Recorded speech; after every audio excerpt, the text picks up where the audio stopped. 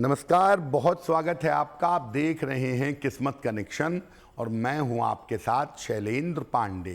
अब जान लेते हैं दिनांक 13 अप्रैल 2026 दिन सोमवार को प्रातः काल ग्रहों की स्थिति क्या है।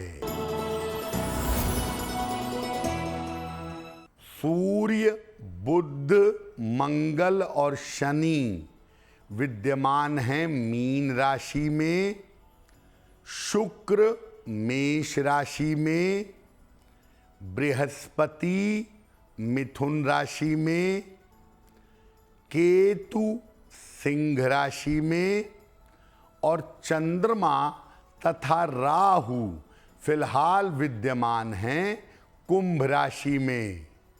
ग्रहों की इसी स्थिति के आधार पर आगे हम जानेंगे कि आपका दैनिक राशि फल कैसा रहने वाला है। आज हम बात कर रहे हैं वरूथिनी एकादशी के बारे में। सबसे पहले जानते हैं कि एकादशी की महिमा क्या है। देखिए, व्रतों में प्रमुख जो व्रत हैं जो हमारे देश में रहे जाते हैं वो है नवरात्रि, पूर्णिमा, अमावस्या और एकादशी। तमाम व्रत जो रखे जाते हैं सप्ताह वाले या तिथियों वाले, उसमें सबसे बड़ा व्रत एकादशी का माना जाता है।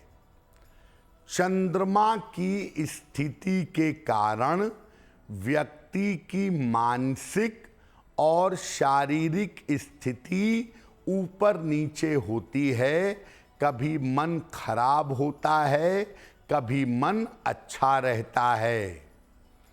अगर आपके ऊपर चंद्रमा का खराब प्रभाव है, मानसिक और शारीरिक रूप से आपको कष्ट भोगना पड़ता है, तो ऐसी दशा में एकादशी का व्रत रखना चाहिए। एकादशी के व्रत से चंद्रमा के हर खराब प्रभाव को रोका जा सकता है। एकादशी का व्रत रख के अगर आप पूजा, उपासना, साधना और तपस्या करते हैं तो ग्रहों के बुरे असर को काफ़ी हद तक कम कर सकते हैं। ऐसा इसलिए है क्योंकि एकादशी का व्रत एकमात्र ऐसा व्रत है जो आपके मन पर और आपके शरीर पर दोनों पर असर डालता है। बाकी व्रत रखने का प्रभाव ज़्यादातर शरीर पर पड़ता है, लेकिन एकादशी रखने का प्रभाव आपके मन पर भी पड़ता है। इसके अलावा एकादशी के व्रत से अशुभ संस्कारों को नष्ट किया जा सकता है। अपने मन को, दिल दिमाग को, अपनी सोच को पवित्र बनाया जा सकता है। तो जैसा आपको बताया कि हर एकादशी अपने आप में महत्वपूर्ण है, लेकिन वरूथिनी एकादशी क्यों महत्वपूर्ण है? देखिए, हर एकादशी अपने आप में इम्पॉर्टेंट है और हर एकादशी का अपना फायदा होता है। हर एकादशी की अपने आप में कुछ अलग महिमा भी होती है। वैशाख कृष्ण पक्ष की एकादशी को वरूथिनी एकादशी कहा जाता है। और जब कोई व्यक्ति वरूथिनी एकादशी का पालन करता है, साधना और तपस्या करता है, तो इस एकादशी के व्रत से व्यक्ति को हमेशा समृद्धि का और सौभाग्य का वरदान मिलता है। वरूथिनी एकादशी पर भगवान के मधुसूदन स्वरूप की उपासना की जाती है। अलग अलग एकादशियों में भगवान विष्णु के अलग अलग रूपों की पूजा होती है और वरूथनी एकादशी पर भगवान के मधुसूदन स्वरूप की पूजा की जाती है। रात में जग करके एकादशी पर अगर आप उपासना करते हैं, साधना और तपस्या करते हैं तो जीवन में शुभता आती है, जीवन में मंगल ही मंगल होता है।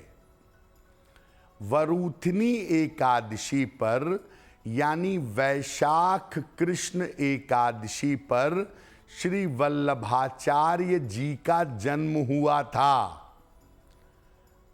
पुष्टि मार्गीय जो वैष्णव होते हैं, जो वल्लभाचार्य जी को मानते हैं, उनके मार्ग पर चलते हैं, उन लोगों के लिए वरूथनी एकादशी का दिन बहुत ज्यादा महत्वपूर्ण माना जाता है। अब आपको बताते हैं कि वरूथनी एकादशी पर भगवान की पूजा कैसे करेंगे। एकादशी पर उपवास रखना हमेशा ही बहुत ज़्यादा उत्तम होता है। अगर उपवास न रख पाएं तो कम से कम अन्न मत खाइएगा, और अगर अन्न भी खाते हैं तो सात्विक आहार ग्रहण करिएगा। भगवान कृष्ण के मधुसूदन स्वरूप की उपासना करिएगा, उनको फल और पंचामृत अर्पित करिएगा, और वरूथनी एकादशी पर भगवान के सामने मधुराष्टक का पाठ करना सर्वोत्तम होगा।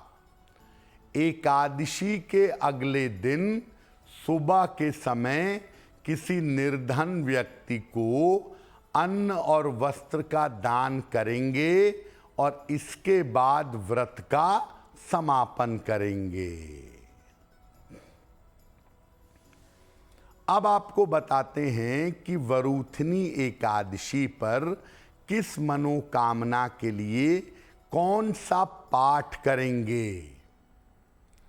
प्रेम, आनंद और मंगल के लिए मधुराष्टक का ज़्यादा से ज़्यादा पाठ वरूथनी एकादशी पर करिएगा।